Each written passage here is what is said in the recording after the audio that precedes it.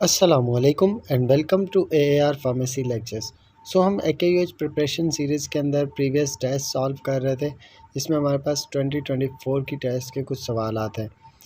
इससे पहले हम pharmacology and clinical pharmacy portion discuss कर चुके हैं। तो नेक्स्ट हमारे पास biopharmaceutics, pharmacokinetic and pharmaceutics से रिलेटेड कुछ सवालात हैं। सबसे पहला सवाल है हमारे पास बायोअवेलेबिलिटी, प्रोटीन, प्लाज्मा बाइंडिंग और थेराप्यूटिक इंडेक्स, इन तीनों टर्म्स की डेफिनेशंस पूछी हुई हैं बायोफार्मास्यूटिक्स से। ये हमारे पास सवाल है। तो बायोअवेलेबिलिटी हम किसे कहते हैं? बायोअवेलेबिलिटी कहते हैं हम rate and extent of drug in blood stream या सिस्टमिक सर्कुलेशन। तो जितना भी ड्रग आता है हमारी ब्लड के अंदर या सिस्टमिक सर्कुलेशन के अंदर, और कितनी तेज़ी से आता है, रेट एंड एक्सटेंट दोनों चीज़ें, कि वो कितनी तेज़ी से आ रहा है और कितनी अमाउंट में आ रहा है, वो कहलाता है हमारे पास बायो अवेलेबिलिटी, कि कितनी अमाउंट ऑफ ड्रग और किस रेट से जो है हमारे ब्लड या सिस्टमिक सर्कुलेशन के अंदर आ रही है। नेक्स्ट प्रोटीन प्लाज्मा बाइंडिंग जो है, प्रोटीन प्लाज्मा बाइंडिंग हम कहते हैं कि कितनी ड्रग जो है ना वो हमारी ब्लड की प्रोटीन्स के साथ बाइंड हो रही है, वो कहलाती है प्रोटीन प्लाज्मा बाइंडिंग। कि कितनी जो है ना टोटल हमारे पास ड्रग जाकर हमारी प्लाज्मा के अंदर जो प्रोटीन्स हैं ब्लड की, उसके साथ बाइंड हो रही है। थर्ड हमारे पास थेराप्यूटिक इंडेक्स। थेराप्यूटिक इंडेक्स हम कहते हैं ratio between toxic dose and therapeutic dose. Therapeutic dose और टॉक्सिक डोज के दरमियान जो हमारे पास रेशो होता है, या सिंपली और कह सकते हैं कि थेराप्यूटिक हमारे पास जो डोज़ है और टॉक्सिक डोज, उनके दरमियान वाला जो विंडो कहलाती है, वो हमारे पास होती है थेराप्यूटिक इंडेक्स। नेक्स्ट हमारे पास शुगर कोटेड टेबलेट कितनी देर में डिसइंटीग्रेट होती है? तो शुगर कोटेड टेबलेट जो है वो नॉर्मली 60 मिनट्स के अंदर डिसइंटीग्रेट हो जाती है।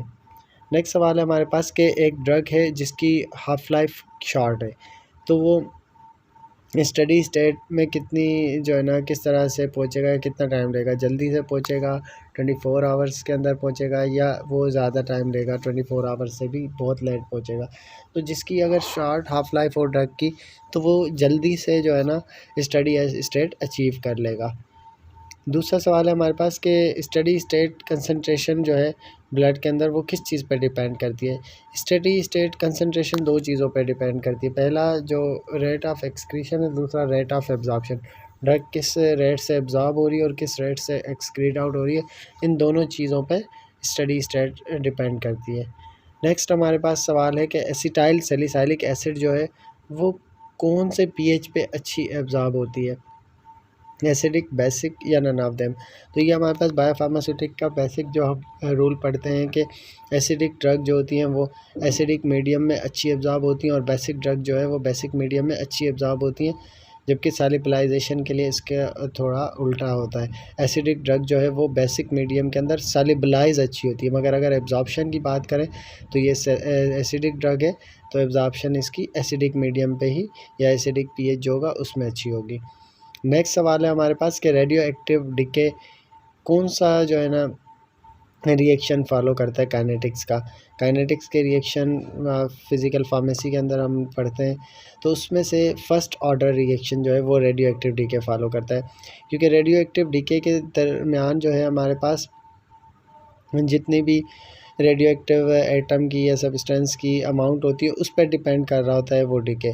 तो इसीलिए फ़र्स्ट ऑर्डर रिएक्शन एक रिएक्टेंट पे जो है ना डिपेंड करता है। फ़र्स्ट ऑर्डर कहते हैं हम कि एक रिएक्टेंट के ऊपर जो है ना रिएक्शन डिपेंडेंट हो उसकी कंसंट्रेशन के ऊपर, तो ये कहलाता है फ़र्स्ट ऑर्डर रिएक्शन। हमारे पास फ़र्स्ट ऑर्डर रिएक्शन काइनेटिक्स का रेडियो एक्टिव डीके के अंदर फॉलो हो रहा होता है।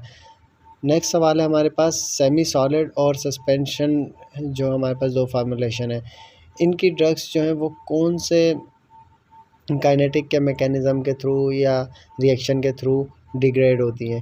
अब ये जो है ना ज़ीरो ऑर्डर फॉलो करती है। फर्स्ट ऑर्डर, सेकंड ऑर्डर और ज़ीरो ऑर्डर, तीन ऑप्शन हमारे पास मौजूद है। तो सस्पेंशन या सेमी सॉलिड जो भी डिग्रेड होती हैं, ये ज़ीरो ऑर्डर फॉलो करती है। इनकी जो डिग्रेडेशन है वो कंसंट्रेशन डिपेंडेंट नहीं है, मतलब जितना अभी अगर डिग्रेड होना स्टार्ट होता है, आधे घंटे बाद amount of drug Aahista Aahista degrade हो गई, कम हो गई, तो ये नहीं है कि डिग्रेडेशन भी कम हो जाएगी, वो कंटिन्यूसली डिग्रेड होता रहेगा सस्पेंशन या सेमी सॉलिड।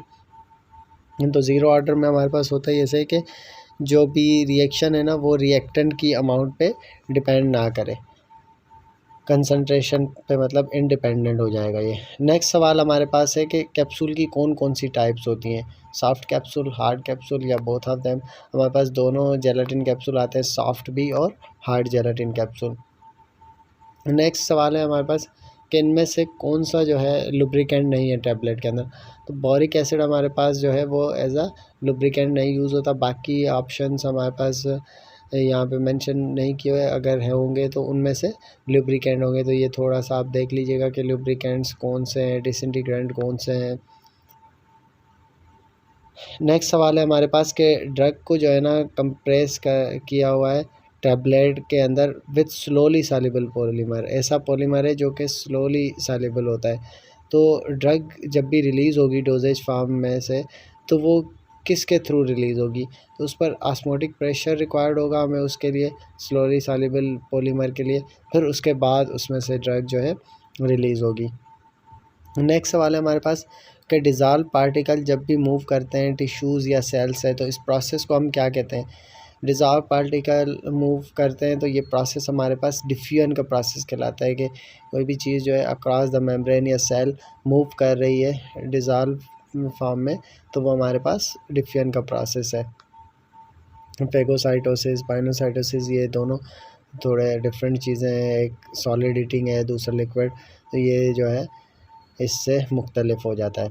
नेक्स्ट हमारे पास है कि लॉस ऑफ मॉइस्चर को हम क्या कहते हैं, कौन सा प्रोसेस है, डेलिक्यूसेंस है, इफ्लोरेसेंस है, हाइग्रोस्कोपिसिटी है या एब्जॉर्प्शन है।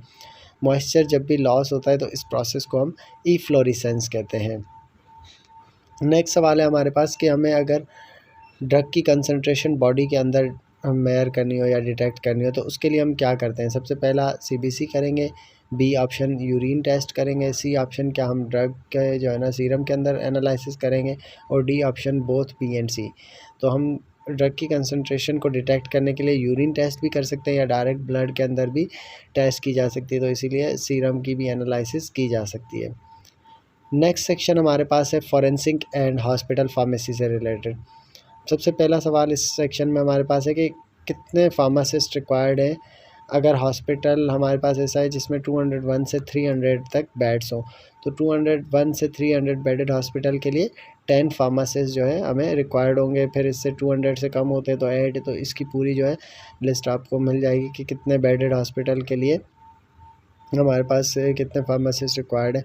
वैसे नॉर्मली अगर WHO की गाइडलाइन के अकॉर्डिंग देखें तो हर 50 बेडेड हॉस्पिटल के ऊपर एक फार्मासिस्ट लाजमी होना चाहिए अकॉर्डिंग टू WHO। फिर नेक्स्ट हमारे पास है कि मॉर्फिन जो है वो कौन से शेड्यूल के अंदर आती है अकॉर्डिंग टू ड्रग एक्ट 1976। उसके अकॉर्डिंग कौन सा शेड्यूल होता है मॉर्फिन का, शेड्यूल 1, शेड्यूल 2 या शेड्यूल 3। तो मॉर्फिन जो है according to drug act 1976 schedule 2 के अंदर आती है।